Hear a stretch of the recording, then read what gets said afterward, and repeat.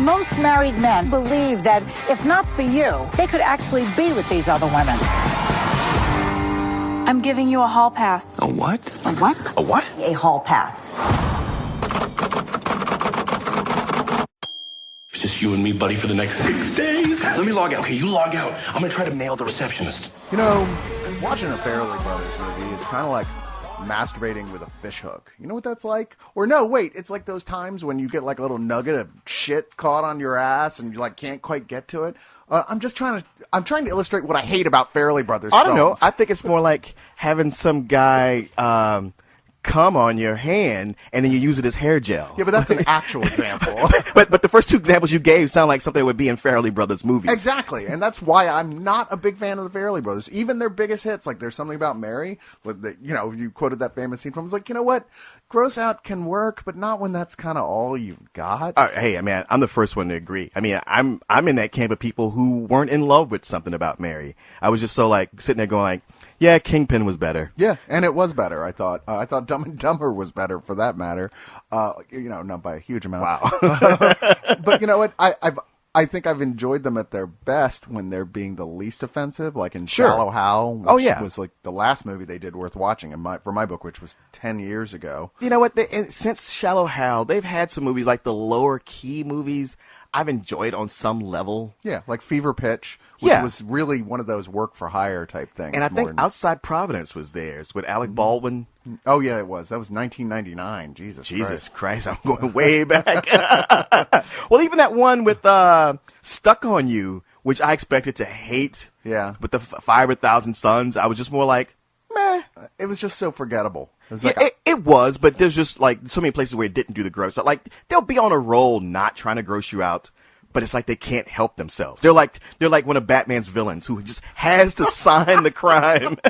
That's so true. In the most audacious way. And they're, I thought maybe after Fever Pitch they were going to take a more commercial bent and say, okay, we aren't untalented, but maybe we aren't as good when we're completely in control of the screenplay. Unfortunately, right after that, they went and did The Heartbreak Kid and The Ringer, which were both easily the worst things they've ever done. Well, now, with The Ringer, I think they'd done that a while back, and it just took so long to get released for whatever reasons. But The Heartbreak Kid, which is a movie like so many people were defending, like, I like The Heartbreak Kid. I'm like, how could you? I mean, I finally saw it on cable, and I was like, okay. It's like there's a point in it where I go like, you know what, man, it's kind of not as bad as everyone had led me to believe. Like midway through, I was starting to like kind of warm up to it, and then it had an ending that just made me go, you know what, fuck this movie. Yeah, that was a fuck this movie. Not a heck of a lot better, but still better is their latest release, Hall Pass. Hall Pass, yeah. Which is them co-writing along with the bassist from Public Image Limited, strangely enough. I don't know. Okay. Yeah, I just looked that up. I was like, really? He must have got married, and now he had an axe to grind and wanted to bitch about it. Well, no, he was done grinding the axe, and so now he's tightening the keys. Yeah. But this stars Owen Wilson and Jason Sudeikis as two married men who are just as milquetoast as you can get, who are pretty typical of guys who married right out of, college. They're just like, okay, well, I never really got a chance to play the field, but I'm sure that if I did, I could totally tag all these 20-something babes. Oh, they are that typical cliche 40-something married guys who had that idea. They see all the young women and think, shit, if I wasn't married, I'd be hitting that. And man, marriage kind of sucks. I thought I'd be getting laid every night. It's just not working out that way. But boy, remember we were Tigers? If we just had that one chance, we could really do it again. And strangely enough, that chance actually comes up when their wives, respectively Jenna Fisher, who's married to Owen Wilson, and Christina Applegate, they find out from an older friend of theirs a suggestion that they had given their husband a hall pass, the titular hall pass, right? Which is to say, you get 1 week of not being married. You can do whatever the fuck you want to, because they're under the belief that they understand that this is what's happening, even if the guys don't. That they're not going to get laid. Well, and the thing is, I mean, like this in this early part of the movie, it's really making me angry. Just what a dim view it takes of men and women. Just really insulting to both. But like that, these guys are such morons to think that, ooh, what a week I could do something. Yeah. So you're like, okay, in a week you might be able to set something up for the next week. Yeah. And whatever you get going, when the week is over, that shit won't end. Like, what do you do about it after that? But I don't want to let reality stop this movie. Let's just go with the premise. God, I would like anything to stop this movie. But, I think one of the biggest flaws we've got here is that right from the beginning, before they even get to the point where, they're free and they can do it, the audience already knows they can't do it. Right. I mean, because they're such dorks. Yeah. I mean, they're people who just wouldn't even be any fun to hang around. You're like, True. Wow, man, will you just shut up? I mean, they just go around objectifying anything that walks by in really gross ways and not being funny about it and act as all like, oh yeah, I totally hit that. And we know these guys. We've met them in real life because we are forced to work with them all the time. You know what? That's the thing, Cyrus. As much as I want to say, like, oh, these are just, movie dorks. It's like, no, sadly, I know too many guys who are just like them. And the few scenes where they hang out with their friends, it's like, wow, their friends are duds too. No wonder these guys are all this way. And within that, I think there's a way to do some really funny comedy. Yeah. It just didn't come off here. I mean, there was places to make it intelligent, or just even like you go like, you know what? I have to laugh at that in spite of itself. And more often than not, it just stumbled and fell. Yeah, there were many opportunities for comedy, and I felt like they always took the lower road rather than something that might even be believable and funny. They took the Farrelly road. Yeah. I guess by the end of it, I was just going, you know what? You had a week. You clearly had no shortage of money to spend because they're just throwing it around right. like huge dinners and all sorts of shit. Why didn't you just get an escort? Well, now something like that does come up, and they decide like, no, that's cheating. That's not what this week is about. See, that's so stupid. Well, no, not really. I mean, you think about it. The whole idea is to have a week where they can go out and score and be Panthers again. Yeah. Like, because it's not like, hey, we just want a chance we can sneak off and get laid. It's a chance to like really use our prowess to show ourselves that we can hook these women in again. And even when it gets brought up, let's just go to a titty bar, let's go to a massage parlor. It's like, no, dude, that's not what this week is about. Because theoretically, they could do that anytime. Yeah, but then it would be cheating. That's what I'm saying. It's like now the wife said, you can do whatever you want. I'd be like, well, it's not cheating now, so I'm going to go do it. Yeah. I mean, I think that, there's a tone of sweetness that comes up towards the end of this film about what, a commitment and marriage means sure. to people, where it's like you may think you want that, but the truth when it comes down to it is you'd feel really terrible, and you... you do love your wife, even if she can be a big pain in the ass sometimes. And it would be more believable, more sweet if the wives weren't so goddamn conniving, really. They're just kind of bitches. And it's not till the end where suddenly the movie wants it to be all warm and fuzzy that anybody seems really human. I mean, Owen Wilson is painted as this super nice guy who still has, likes hanging out with his dirty mouthed friend, yeah. who eggs him on. But everybody else is just kind of like, wow, why are we supposed to have any sympathy or affection for them at all? It is that kind of thing where you go like, man, these guys have been married long enough, they should know better. But it's like, you know what, these women have been married long enough that they should know better. And yeah, I mean, especially in the case with Jason Sudeikis and Christina Applegate. Yeah. She plays bitches a lot. Yeah, in every movie. She plays the exact same role in every movie. Yeah. What was the last one she was in with the Drew Barrymore? Going the Distance. Yeah. Where she was almost the exact same character. Yeah. And you're like, oh, being married to her would be horrible. I mean, Kelly Bundy or not, it's like it's a point when it's like, you know what? Fuck you. No, it's totally true. I mean, there's a point where, I thought this was pretty horrible. Like the Owen Wilson and Jenna Fisher were getting all excited about, okay, tonight we're going to we found a niche that we can actually make love. It's going to be great. And a bunch of stuff keeps getting in the way. And they work their way through it. And he finally gets, back and she's in bed asleep. He's like, oh well. And then it shows her opening her eyes like, I'm not asleep. I just want him to think I'm asleep. And I was like, what a fucking bitch. Yeah. And her explanation for it doesn't help at all. I know. It makes it even worse when Christina Applegate. It's like, girl, I do that shit all the time. I was like, we're supposed to like these people? So when he came into the room, What? I pretended to be asleep. You're kidding. You've never done that before? Oh God, I do that all the time. Really? Yes. I think it's our job as women that between the hours of 10 p.m. and 6 a.m., we just fake everything. And there's no point where they learn a lesson, from all this. Like, it feels like at the end, it's just the men going, hey, we're just going to worship you and do anything you want from now on. Well, that's not true. They kind of come around and learn toward the end. And learn that they shouldn't cheat, but that's about all they learn. Well, I don't know. I have to disagree with you there. I did see the women actually learning something. Now, how much they apply it to life outside of that one weekend? Yeah. Forget about that. And the thing is, I felt like watching this movie because the Farrelly brothers haven't done anything in a while. Yeah. It's almost like they had gone away and then they watched Judd Apatow and Todd Phillips make their kind of movies but better, and they're like, hey, we still got it. We come on, Pete, we can do this again. We'll show these young Turks how it's done. We need an actor with the biggest penis and the smallest penis you can find, because it's going to be funny, because there's nothing audiences like more than looking at penis for extended periods of time. You are wrong. You're absolutely wrong. Well, you remember back when John Waters made Pecker? Like, he hadn't done anything in a while, and he's like, hey, I'm the king of shocking, offensive stuff. Let me make a movie, and I'll name it Pecker. But when it came out, it's like, yeah, we got South Park now, dude. You're not even you're not even in the ballpark. The bar has been raised well past divine eating dog shit off the ground. Exactly. and I just felt like that with this. It's like, well, if it was somebody brand new, I'd be like, okay, it's somebody probably from one of those two, somebody who's worked with those guys before, a journeyman who's just trying it out. But, these guys are the veterans who are trying to get back in the game, and it's just not quite making it there.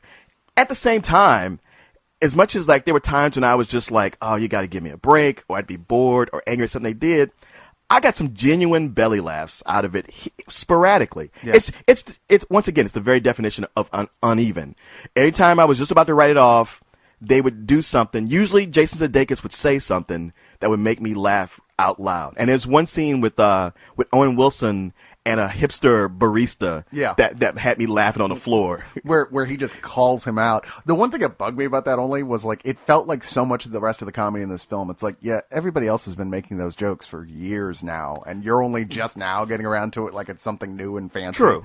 And that's what it felt like. It was like, okay, it was funny because I haven't actually seen a film do that, but the internet has been all over that for like 5 years. So it's like, all right, a little too late. You have to have hipster kitty or I'm not interested. It's funny that you're right. There are some genuine laughs in here, and they're always very unexpected, like one-liners. They're not like a whole setup being funny. Very ever. true. Those are really lame and kind of, they're either gross or just like they make you want to get out of the theater because you just don't like these people. You just want to get away from them. You're not interested in their travails. You don't even get to see the fun of a bunch of guys like in The Hangover, like, crazy fun shit that they did. No, they go to fucking Chili's and Applebee's. This is not what you call a fun bachelor adventure. But the funniest part to me, which is so sad, is the last line of the fucking Oh my God. Okay, I gotta say, for a movie that you're sitting there going like, well, okay, I survived it. It was good. It was bad, mostly bad, and it's over. The last line of this movie is hysterical. It is one of the greatest all-time last lines of a movie. Yeah, I totally did not see that coming at all. I was like, okay, that was fucking brilliant. I sat there laughing, wanting to see if there was anything going to come after the credits. I was like, wow, that really was it. Oh, there was. Did you not stick around? Oh, yeah. no. Oh, Yeah, there's a whole sequence with, I was going to bring this up because Stephen Merchant is one of my favorite recent comedy guys. He often works with Ricky Gervais, but he has a role as one of their group of friends, and there's a whole thing where he's talking to his wife afterwards. She's like, you know what, I was thinking maybe I should give you a hall pass. Apparently it worked out great for them. And then there's this thing where he envisions what would happen, and it's fucking funny as hell. Oh, shit. And you're like, wow, why didn't you use this guy through this whole movie? Yeah, because people have been asking, like, hey, I love Stephen Merchant. What's he doing this? Not much. Barely in it until two, maybe three scenes. And yeah. He's given barely anything to do. He could not be there and you'd never notice. Exactly. Except for that one little epilogue sequence, which is damn. Well, I'm sorry. I walked out because it just ran credits for so long. I was like, there's probably nothing coming up.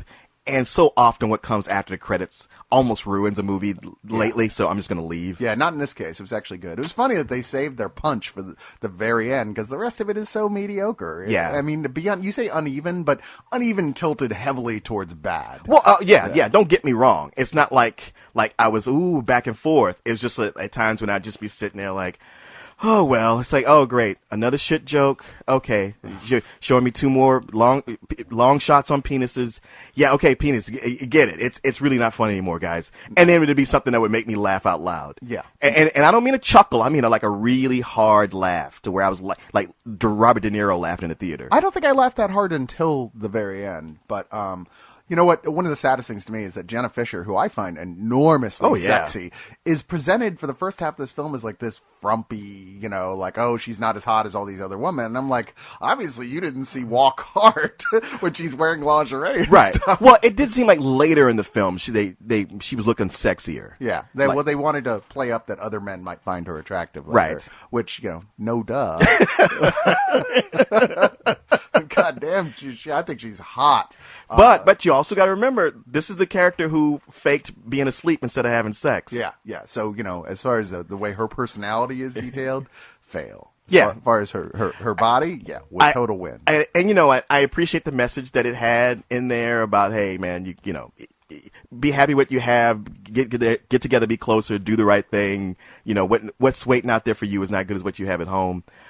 But if I was Owen Wilson, there is no way I would have not had sex with that hot Australian chick. Yeah, no. I think I was like, that is the most unrealistic part of this whole thing. I think anybody who is put on the spot like that goes, this is it.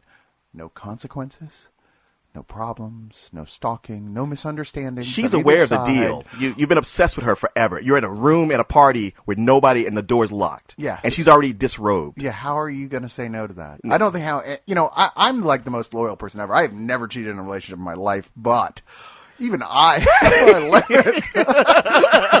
I'm like, well, fuck. Anyway. Yeah, you'd later just be like, look, what did you expect me to do? Oh, it's easy to sit there on the throne of judgment, but if you had been there's no goddamn way. I'd be sitting there, it's like looking at this girl with her tits out, and on one shoulder, poof, it'd be a little demon going, go ahead, do it. You know, you can do it, you can do it. There's never going to be a problem at all. It's going to be great. It's going to be the best sex of your life. And it'll be poof on the other shoulder, Admiral Akbar going, it's a trap!